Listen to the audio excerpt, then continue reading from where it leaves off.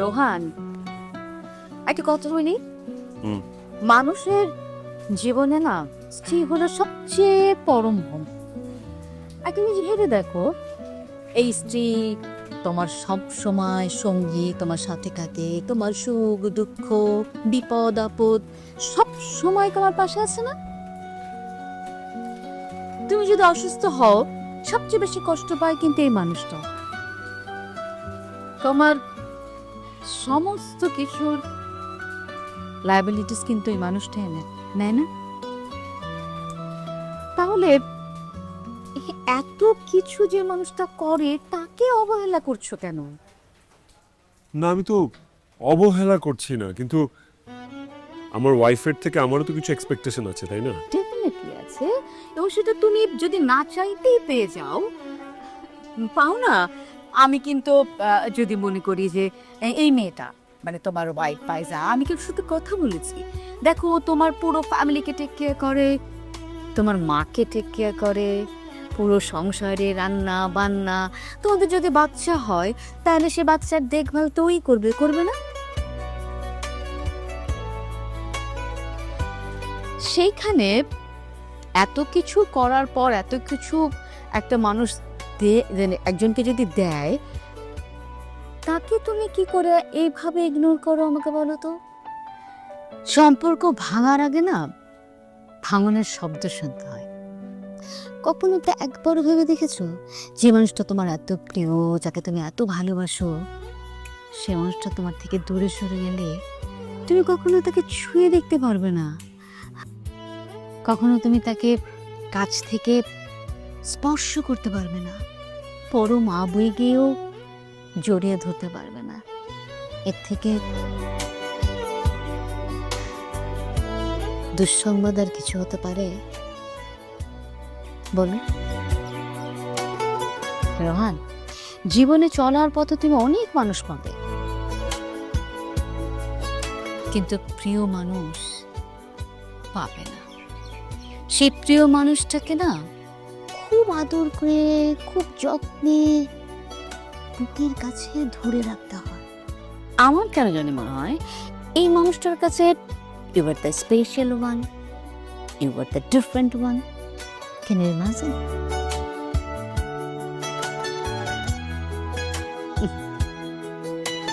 কফিটা খাও।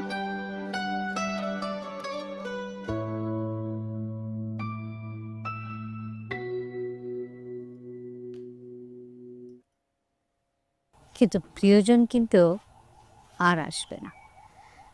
প্রিয়জন সহজে আসেও না, ছেড়ে গেলেই কিন্তু হেরে যাবে।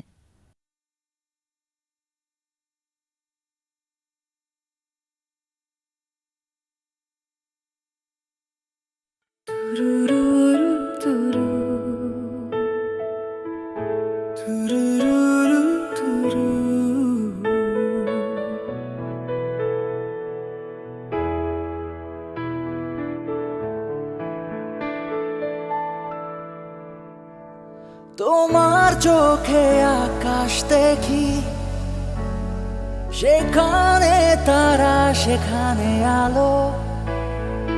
তোমার হাসি ভোরের রোদে আমার জীবন থমকে গেল। তোমার ছোঁয়ার জাদু আমার হৃদয় করেছে বশ। তোমার ছোঁয়ার জাদু আমার হৃদয় করেছে বশ। তুমি শেষ আর শুরু, তুমি শেষ আর শুরু, ও তুমি শেষ আর শুরু।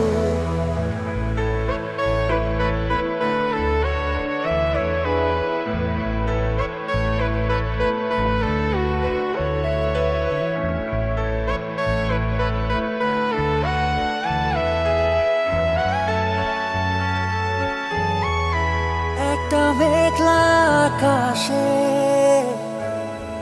যেন জ্যোৎস্না নেমে আসে, সব ভুলে যাই, সব থেমে যায়,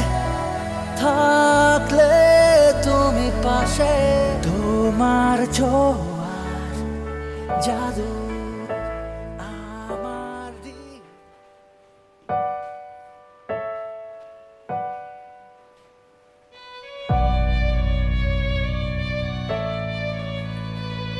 কি হয়েছে মা? কি ব্যাপার? কথা বলছো না কেন?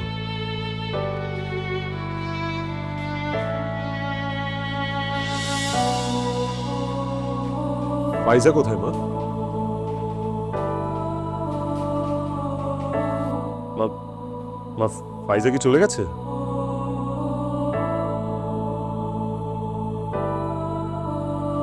ফাইজা,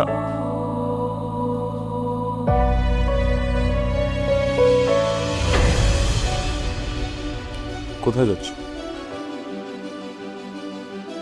তুমি কি আমাকে রেখে চলে যাচ্ছ?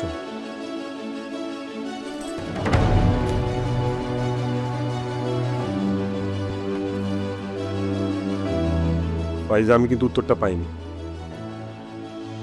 কোথায় যাচ্ছ তুমি? মা, মা ফাইজা আমাকে ছেড়ে চলে যাচ্ছে, আর তুমি? ফাইজা, আজকে কত তারিখ? আজকে 7 তারিখ। দিনটা কি? আজকে কি তোমার চলে যাওয়ার কথা? গড, ফাইজা, আমাদের সেকেন্ড অ্যানিভার্সারি আজকে, এটাও ভুলে গেছো? তুমি ভুলে গেলেও আমরা কিন্তু ভুলিনি।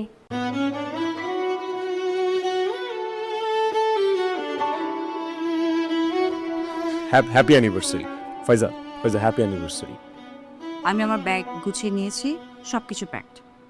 না না না, আই এম সরি, আমার ভুল হয়ে গেছে, আমি ভুলে গেছি, প্লিজ মাফ করে দাও। হ্যাপি অ্যানিভার্সারি, শুভ বিবাহ বার্ষিকী। প্লিজ যেও না, প্লিজ। মা, হ্যাপি হ্যাপি অ্যানিভার্সারি, অনেক শুভেচ্ছা আমাদের আমাদের বিবাহ বার্ষিকী।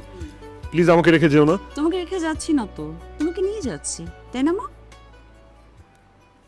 এই নে আমার পক্ষ থেকে তোদের গিফট। যা বৌমাকে নিয়ে পাহাড় আর সমুদ্র দেখে আয়। আরে ধর। মানে পাহাড়, সমুদ্র, ও কক্সবাজার, গ্রেট আইডিয়া। জীবনকে যত সহজভাবে দেখবি ততই বুঝতে পারবি আমাদের এই কয়জন ছাড়া তোর জীবন অর্থহীন। তার মানে সাইকিয়াট্রিস্ট, লয়ার, এগুলো ফাইজা তুমি সব জানতে? আমি আজকে জানলাম। আর মা,